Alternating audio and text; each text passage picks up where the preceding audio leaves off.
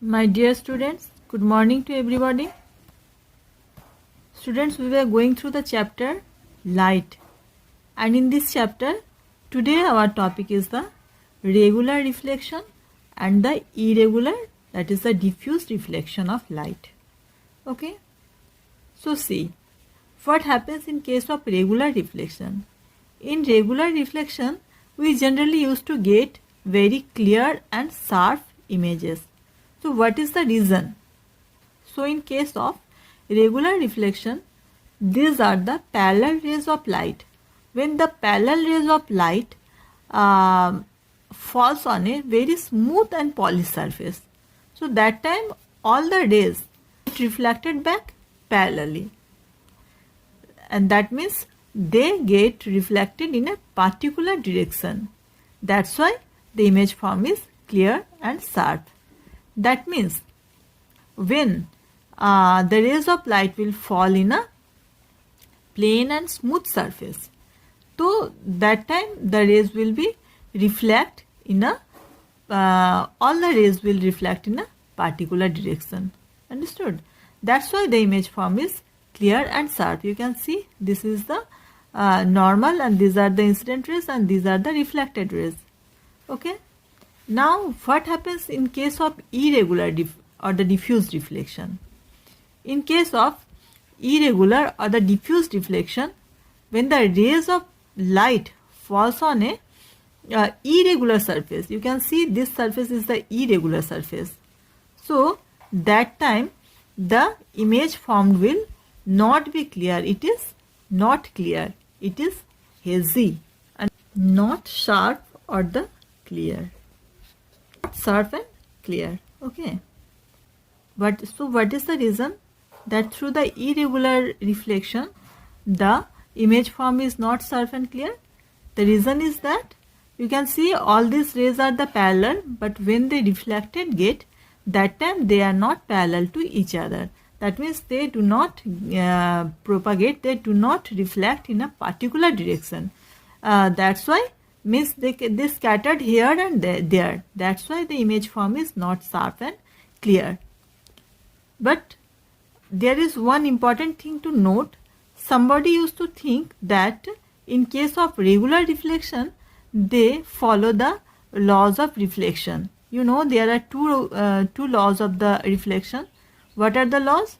First law is this, that incident angle will be equal to the reflected angle, and second law is this, that all this rays, that is the incident ray, reflected ray, and the normal and incident angle and the reflected angle, all will be in the same plane at the point of incidence. So these two laws will be applicable in both cases. That means in case of the regular reflection and in case of the irregular reflection also. How? That I am going to show you. You can see this is the regular reflection, and here you can see for this one, this is the incident ray and this is the reflected ray and this is the normal. So you can see that this is this angle and this angle, these two angles are equal. It is looking equal. Here also this is the incident ray and this is the reflected ray. Here also the incident ray and the reflected ray are, incident angle and the reflected angle are equal, and in third case also incident angle and the reflected angle are equal. Understood? Now let us see that what is happening in case of irregular reflection. So see, in irregular reflection, see these are the incident rays, EO, then FO prime, and then GO prime. So all these incident rays are parallel to each other, but reflected rays, in case of reflected rays, see these are the not parallel. One goes in this side, one went this side, and another in this side. That means they have scattered here and there. They are not in a particular direction. So you may think that they are not obeying the laws of reflection, but no, they are also obeying the laws of reflection. How?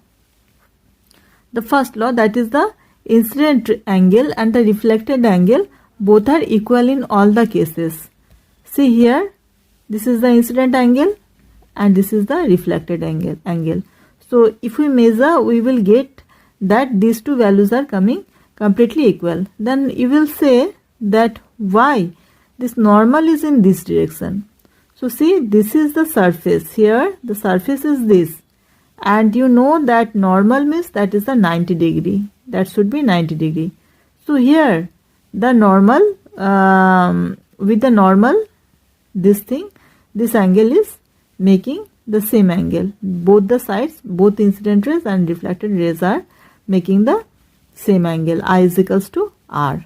Okay. Now let me come to second point. Here this is the incident angle, sorry, this is the incident ray, and now the point is this. So at this point the normal should be this point, means in this case we can take the surface in this way. So if we are taking the surface in this way, so this will be what? This will be the normal.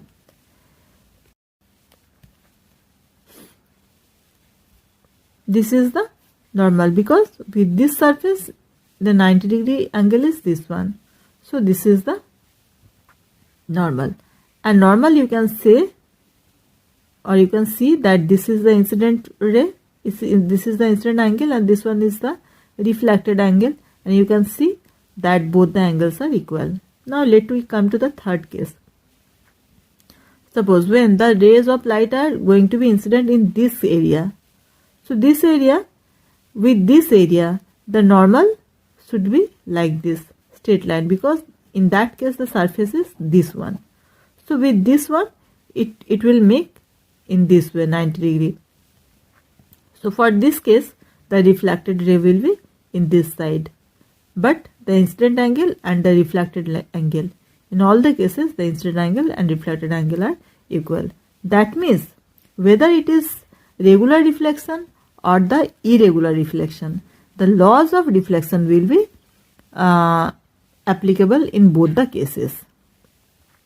But here they scattered here and there because the value, the position of the normal used to be changed.